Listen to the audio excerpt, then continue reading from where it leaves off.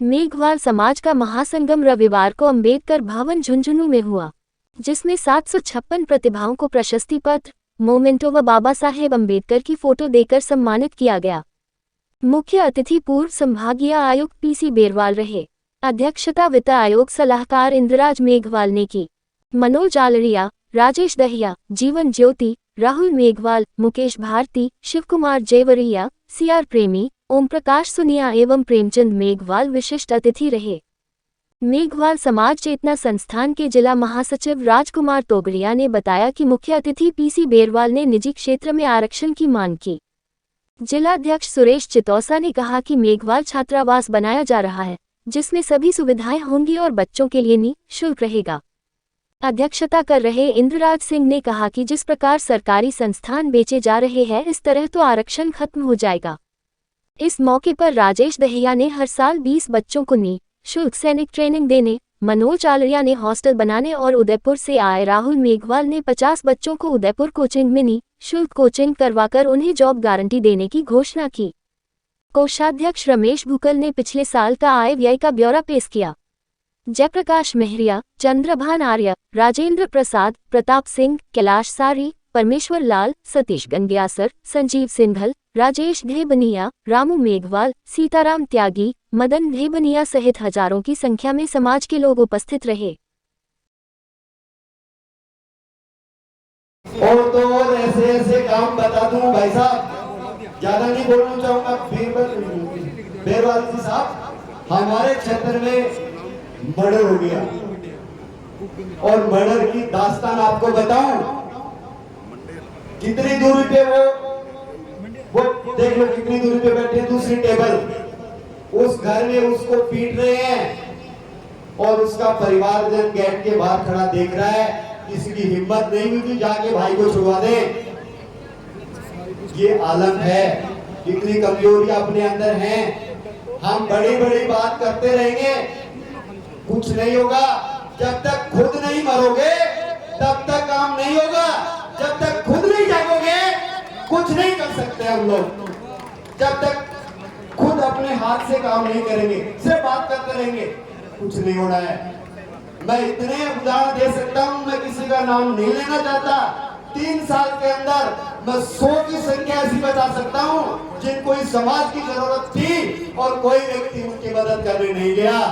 और 100 उदाहरण मैं ऐसे बता सकता हूं जो ऊंची सीट पे बैठे हमारे समाज के व्यक्ति हैं और उनके पास हमारा समाज का व्यक्ति जाके बोलता है, भाई साहब मेरी मदद करो, तो उनके कानों में आवाज नहीं पहुंचती है।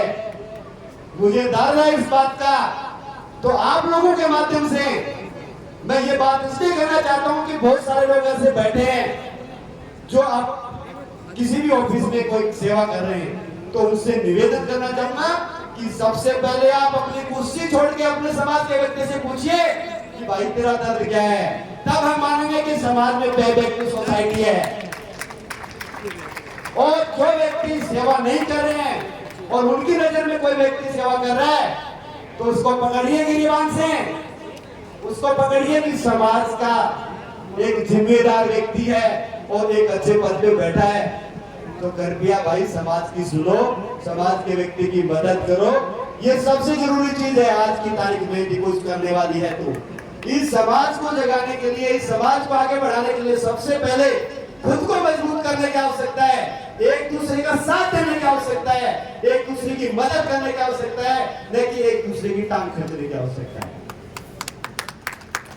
मेरी नजर में मुझे इतना ही अच्छा लगा जो मैंने आपको बोला। रही बात दूसरी, शिक्षा से जुड़ी, बाबा साहेब का सबसे प्रिय नारा मुझे एक ही लगता है, सबसे अच्छा नारा मुझे एक ही लगता है, शिक्षा एक ऐसी शेरनी का दूध है, जो पिएगा वो दहाड़ेगा, जो पिएगा वो दहाड़ेगा। तो शिक्षा को लेकर के एक बात बता दूं, उससे भी पहले मैं एक बात बताऊं, कोई भाई बुरा मत मानना। हम गरीब पैदा हुए, इसमें हमारा कोई दोष नहीं, कोई पाप नहीं है। गरीब के घर में पैदा हो गए, कोई गुनाह नहीं है। लेकिन यदि हम गरीब मरते हैं, पूरा का पूरा दोष हमारा है, पूरा का पूरा गुनाह हमारा है, क्योंकि हम अमीर होने के लिए, सुधर होने के लिए प्रयास नहीं करते हैं। अब प्रयास कैसे करें? अच्छी शिक्षा नहीं ले पाते हैं तो भी संघर्ष करिए।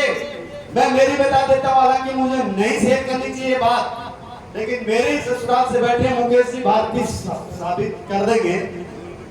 9वीं क्लास में मेरी शादी कर दी थी और 10वीं में घर वालों ने बोल दिया पढ़ाई बंद और घर चला। मैं मजदूरी की, सीमेंट फैक्ट्री में मजदूरी की, अनाज मंडी में पल्लेदारी की, लोगों के घर पे मजदूरी करके पैसे इकट्ठे किए और अरसीसर के पास लोड़ा गांव पड़ता, वहां पर मेरी बहन पढ़ाई हुई है। मुझे पता था अरसीसर में समाज का एक हॉस्टल है, समाज कल्याण का, वहां पे फ्री पढ़ाई होती है। मैं फैक्ट्री से पैसे लिए, घर वालों को बिना बताए सीधे भाग गया लोड़ा, और मेरे जीजा जी ने लेके मोचाल में एडमिशन करवा, स्कूल में हॉस्टल में एडमिशन करवा। जब 2 साल पढ़ो, 11वीं 12वीं करी, 2005 में एक छोटी सी संस्था की स्थापना करी, शेखावाटी डिफेंस एकेडमी, और अब तक 3500 बच्चे मेरे यहाँ से नेवी एयरफोर्स में, बाकी अदर सर्विसेज में नौकरी कर रहे हैं। और मेरे समाज के 60 बच्चे आज देश सेवा कर रहे हैं अपनी संस्था से पढ़ करके। इसके अलावा पूरे जिले भर से किसी भी विद्यार्थी ने मेरे पास फोन किया है कि मुझे, मेरे पास फीस नहीं है और मुझे कोचिंग करनी है, कहाँ करनी है? सीकर। मेरे पास नहीं करनी, कहाँ करनी है? सीकर करनी है। तो मैंने उसको फीस दी है और उसको सीकर में कोचिंग करवाई है। नाम लेकर के मैं उन लोगों को सामने नहीं लाना चाहता, ये महानता नहीं होगी। और आज इस मंच के माध्यम से दोबारा घोषणा करता हूं, कोई विद्यार्थी फीस की वजह से घर नहीं बैठे, मेरे पास सीधा कॉल करे। आधी रात को आप सबके साथ तैयार मिलूंगा, जिस प्रकार से जैसे चाहोगे वैसे तैयार मिलूंगा। इन्हीं शब्दों के साथ आप सबको बहुत बहुत धन्यवाद। जय हिंद, जय भीम।